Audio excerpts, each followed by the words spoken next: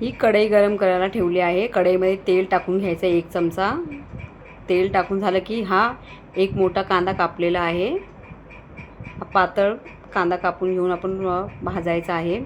कांदा भाजून होईपर्यंत आपण 2 मोठे टमाटे कापून घेतले आहेत, ते याच्यामध्ये टाकून घ्यायचे। कांदा लालसर झाला की नंतर टमाटे टाकून घ्यायचे। टमाटे टाकून झाले की चांगलं दोघांना परतून घ्यायचं, चांगलं तेलामध्ये परतून घ्यायचं आहे पूर्ण टमाटे पिघळूपर्यंत। आता टमाटे पिघळून झाले की नंतर ह्याच्यामध्ये आपण दुसरे मसाले टाकणार आहोत। आता ह्याच्यामध्ये मी काजू टाकले आहेत, 7-8 काजू टाकले आहेत।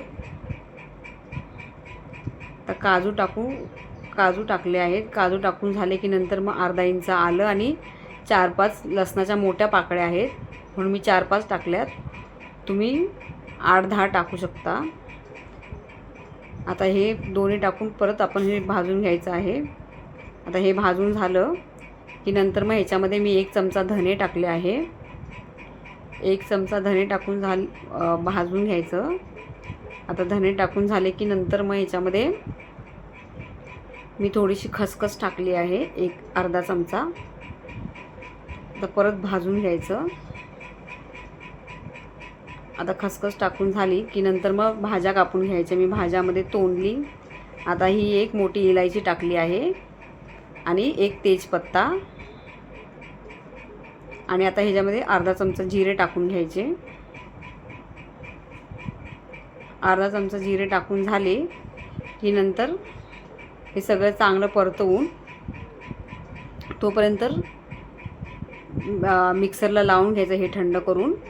आता थंड करून झाले की लगेच तो वाटलेला मसाला याच्यामध्ये कढईमध्ये थोडंसं तेल घेऊन टाकून घ्यायचा। आता त्यामध्ये हळद टाकली आहे आणि चवीनुसार लाल तिखट टाकलं आहे, घरचा मसाला टाकला आहे आपला। आता हे टाकून झालं की चांगलं परतून घ्यायचं। भाज्या घेतल्या आहेत, तोंडली घेतली आहे, वांगी घेतली आहेत, गाजर, शिमला मिरची आणि 1 बटाटा कापून घेतला आहे। आता ह्याच्यामध्ये थोडीशी कोथिंबीर टाकली आहे। आता सगळ्या भाज्या टाकून घ्यायच्या आपण। हे मिक्स भाजी खूप छान लागते, एकदम अशी झणझणीत। आता ह्याच्यामध्ये बटाटे कापून घेतलेले ते टाकलेत, छोट्या छोट्या फोडी करायच्यात। आता चवीनुसार मीठ टाकले। हे बघा भाजी